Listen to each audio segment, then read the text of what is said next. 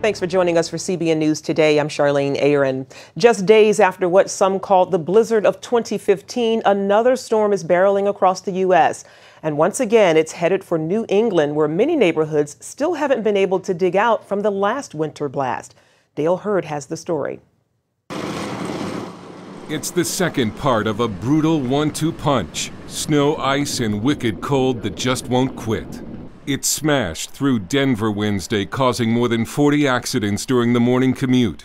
Just east of Nebraska, it caused whiteout conditions over the roads while dumping over a half foot of snow.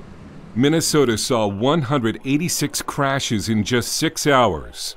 And in New York, temperatures began to warm, and that led to dangerous chunks of falling ice from the World Trade Center. In the city of Chicago, they're still digging out from the last storm, and according to residents, not doing a very good job of it. It's a mess, and it's a shame that it's still like this. City plows are still trying to catch up after the first storm dumped nearly 20 inches on the city. Elsie Richardson needed all the help she could get. I got stuck on this trip today once before. This is the second time in this one trip. And in Boston, frustration is growing as the city struggles to clear the streets. I'm a little dismayed that, they went and did spend some resources on cleaning up downtown as opposed to getting some of the other neighborhoods cleared. And Old Man Winter has a third act, what could be a bigger storm Sunday night and Monday. More heavy snow was expected over New England today to add to the heavy snow still on the ground from the last storm. Dale Hurd, CBN News. The United States and NATO are beefing up their support for Ukraine. The U.S. is committing close to $16 million for humanitarian aid, and the Obama administration is also considering sending weapons to help Ukraine fight the Russian-backed rebels. Ukrainian leaders say they desperately need adequate weapons to defend themselves. Meanwhile, NATO plans to more than double the size of its response force in Ukraine from 13,000 to 30,000. ISIS militants are torturing and burying children alive in Iraq. According to a report by the United Nations, the Islamic State group is systematically killing, torturing, and raping children and families from the Yazidi sect and Christian communities. The UN Committee on the Rights of the Child has received reports of several cases of mass executions of boys. There are also reports of children being beheaded, crucified, and buried alive. The UN is calling on government forces there to do more to protect children and their families. In Central Africa, 3 militaries using ground troops and warplanes have been fighting the radical Islamic group Boko Haram on at least 2 fronts this week. Hundreds of the Islamic fighters there are now reported dead. The battle against Boko Haram is taking on a growing international perspective.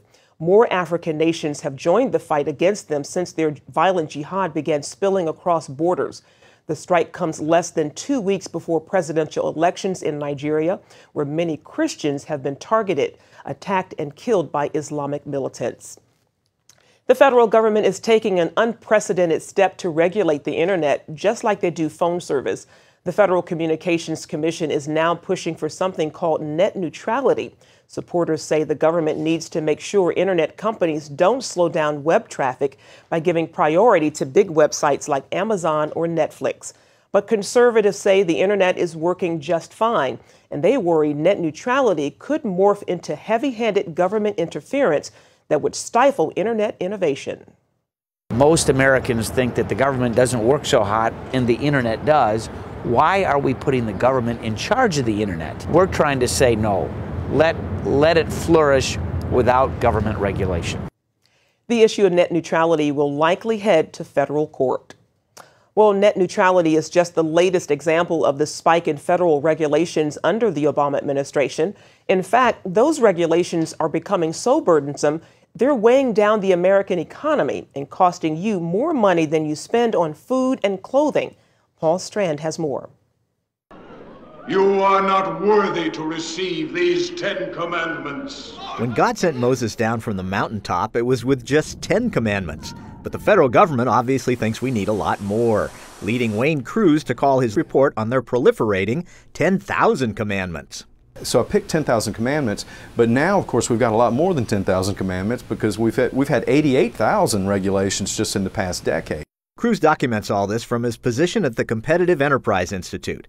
He says there are more federal regulations on the books than most humans could ever read. The Federal Register this past year was 79,000 pages. Imagine that, 79,000 pages of rules. The costs are real and substantial. Cruz says just look at how Obamacare's dictates are already affecting businesses.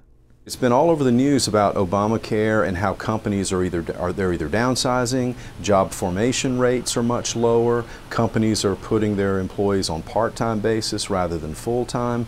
So regulation is a heavy load. Cruz figures federal regulations cost the economy a whopping $1.9 trillion a year, an eighth of the country's GDP. But let's make it personal. It costs your household almost $15,000 a year.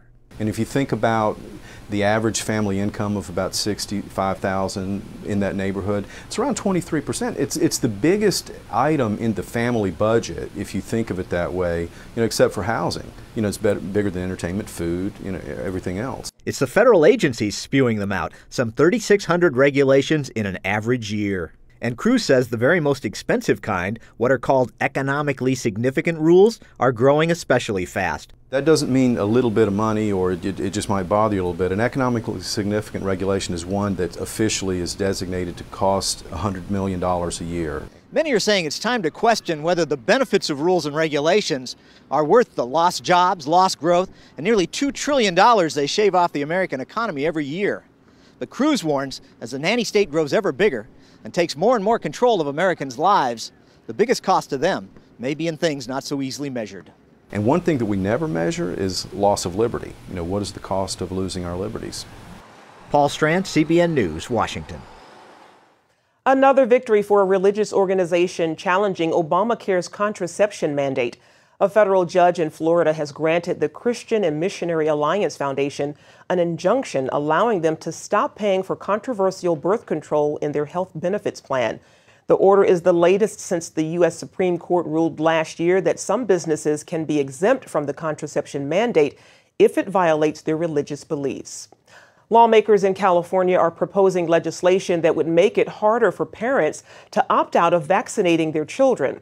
The measure would no longer allow parents to cite personal beliefs or religious reasons to send unvaccinated kids to private and public schools.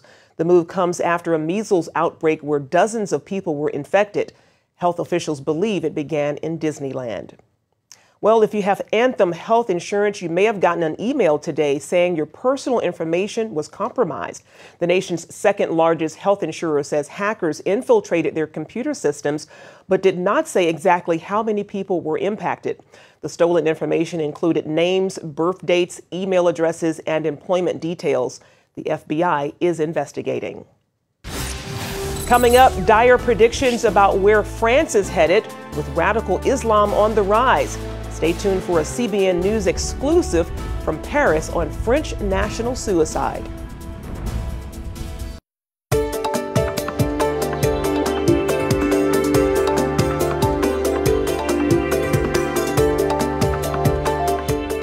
The King of Jordan is promising a, quote, harsh war against ISIS. The move comes after militants burned a captive Jordanian pilot in a cage, then released a video of the killing.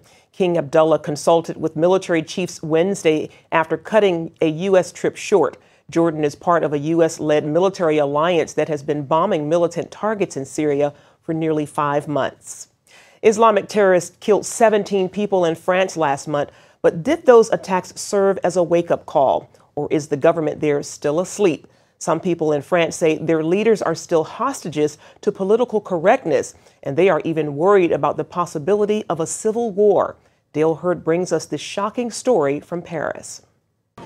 French Holocaust survivors at the 70th anniversary of the liberation of Auschwitz.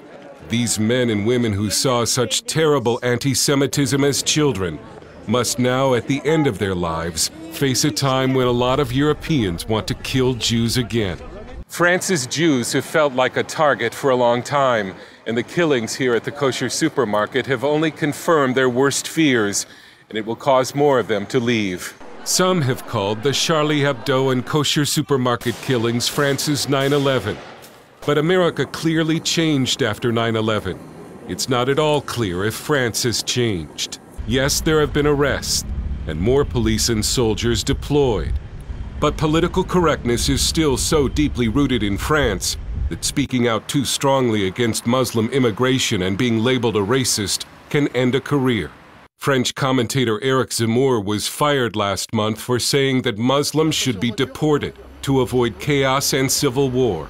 Zemmour has written The French Suicide, about how France is being destroyed. We had hoped to interview Zemmour, but his publicist told us he was in hiding because of death threats. A protest march by this anti-Islamization group a week after the killings was banned by police.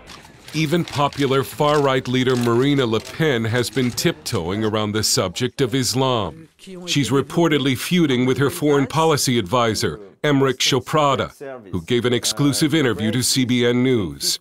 Chauprada angered Le Pen by saying France is at war with some Muslims and in danger from what he called a fifth column of 1 million radical Muslims in France. But the problem, which is maybe worse than this terrorist network, is the sympathy from a large part of the Muslim population in France towards the jihad and towards the radical ideas. I do not say that all the Muslims are violent, but I say that violence is rooted in Islam holy texts. The world saw millions of Frenchmen pour into the streets to say, "I am Charlie." It was a touching outpouring of support for free speech in the face of Muslim terror. But conservatives in France saw something else: hypocrisy. The same French leaders marching for free speech who have not allowed free speech critical of Islam, except for a few Charlie Hebdo cartoons. The same French leaders whose policies have allowed Muslim extremism to flourish in France. We don't have the freedom to say that the ones who are demonstrating are the ones responsible for what happened. French author, journalist, and publisher Jean Robin says flatly the government brought on the attacks by being harder on critics of Islam than on Muslims. The people who are responsible for these attacks are the ones showing off now and demonstrating for freedom of speech, which they crushed year after year. In fact, when I asked French writer Renaud Camus about the French government's commitment to free speech, he laughed. The government defends free speech? No, the aim of the government in the last 40 years has been to impeach free speech to express itself on the main subject, which is the change of population, which is totally banned from the media, which is what you are not allowed to say. Camus has been banned from French media because of his outspoken views on the risk from Islam. And the French government's unwillingness or inability to effectively deal with the problem of Muslim immigration and radicalism could help ensure that there are more attacks like the one on Charlie Hebdo and the kosher supermarket. The words on the lips of those we interview were civil war. I see civil war, and I'm not a prophet, you know. It's obvious, it's Lebanon. Civil war, I mean civil war, that's clear. Civil war, as terrible as it would be, civil war is a wrong expression, there would be nothing civil about it. After what should have been a clear wake-up call for France, it's not at all clear that France will do what it takes to prevent the next attack. We have to fight very firmly, very strictly against the Islamization of the French society. There is an Islamization process, and we have to stop it clearly. The #1 best-selling book in France now is Submission, set in the future when France has a Muslim president and French women begin wearing veils.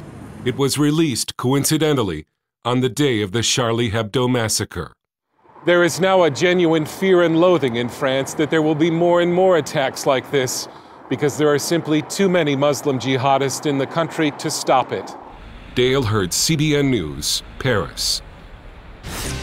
Up next, churches are supposed to be safe havens, but they're turning into targets. See what some groups are doing to keep you safe on Sunday.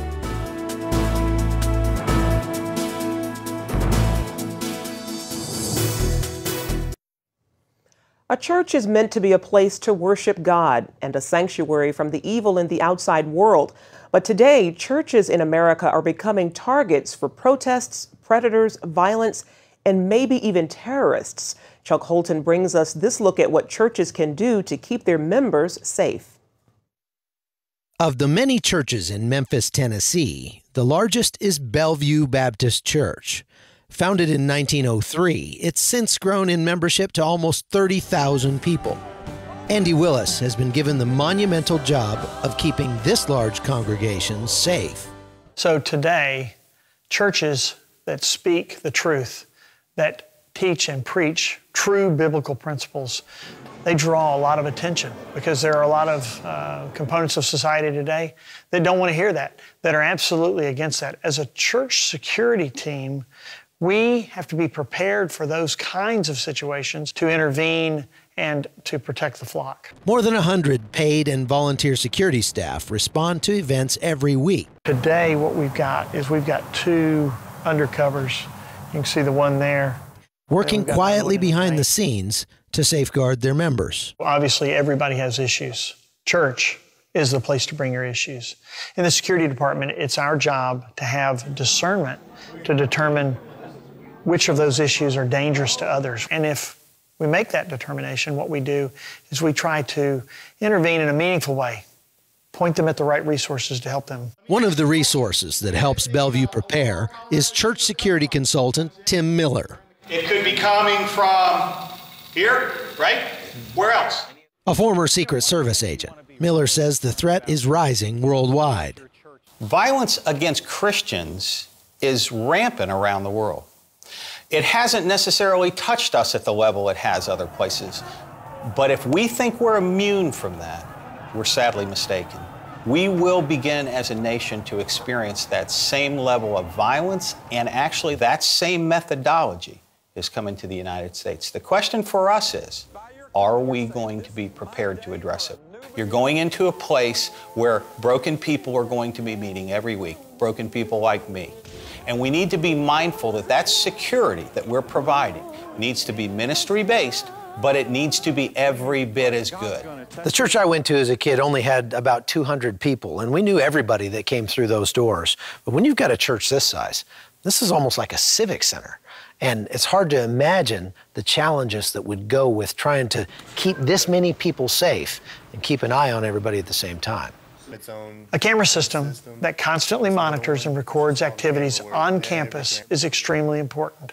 They're not very expensive, and the thing that you get is you get the protection in a liability situation that you won't have if you don't have it. The fact of the matter is security is mostly what you do not see. So that's where for places that have large gatherings of people, it's really important that they have a professional security team that's helping them to plan and organize, because no organization has unlimited resources.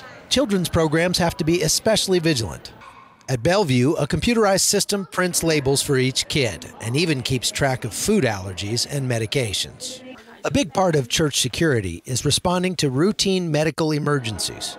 Bellevue's security team includes nurse and paramedic Shelley Trigg. We work very closely with the security department. This is staffed with a first aid person here and with immediate response. We are trained to take the trauma bag with us. We have everything here from aspirin to a gunshot wound kit. Heaven forbid that there should be a tragedy at your church, but if it does happen, one thing's for sure, that very soon thereafter there'll be satellite trucks and media standing out on your front lawn. Here's my advice. Don't keep them in the dark. They've got to do their job. Designate somebody to come out and give them the information you have. You don't have to give away names, you don't have to give away anything that you don't want to, but it is important that you have a plan for how to deal with the news.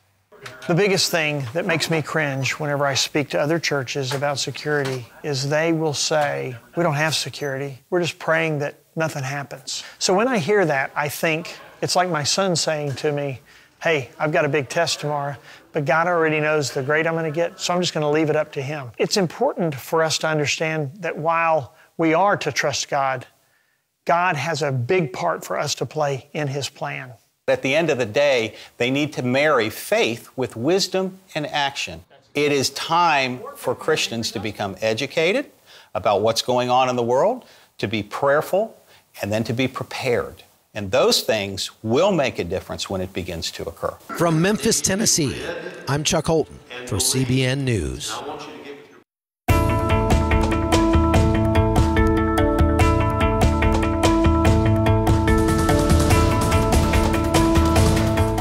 Well, the Bible certainly commands us to love and serve the poor, but most of us want to be sure we're getting plenty of bang for our bucks that go to help them. CBN News talked with some folks who aren't just rescuing the poor, but helping them to become rescuers themselves. Believers know they're supposed to help the poor, but often feel challenged about how to do that so it has lasting impact. Opportunity International at this event in Washington suggested one of the best ways is to offer microfinancing, especially to women mired in poverty. The organization's been a conduit for almost $9 billion in loans to more than 12 million people across 22 countries. Their CEO, Vicky Esquerra, says they want to do so much more. We have a goal of creating 20 million jobs by 2020, which will affect 100 million people. At this lunchtime talk, they laid out why Christians would be wise to use their resources to aid entrepreneurial women in the third world. Esquerra points out they frequently do more with the loans than men might. Out of every dollar they earn, they reinvest 90% of their income back into their families. So they are really focused on improving not only their lives, but the lives of their children, the health of their communities, and the health of their countries. The emphasis here is that if you help people develop jobs and businesses, not only does it pull them out of poverty, but it gives them the means to turn around and help others out as well. Paul Strand, CBN News, Washington. Well, that's it for now on CBN News Today. You can find more of our exclusive coverage of the issues you care most about at cbnnews.com. And tell us what you think about the stories you've seen here. You can do that on Facebook or at CBN News on Twitter. We hope you'll join us next time. Have a great day, and God bless.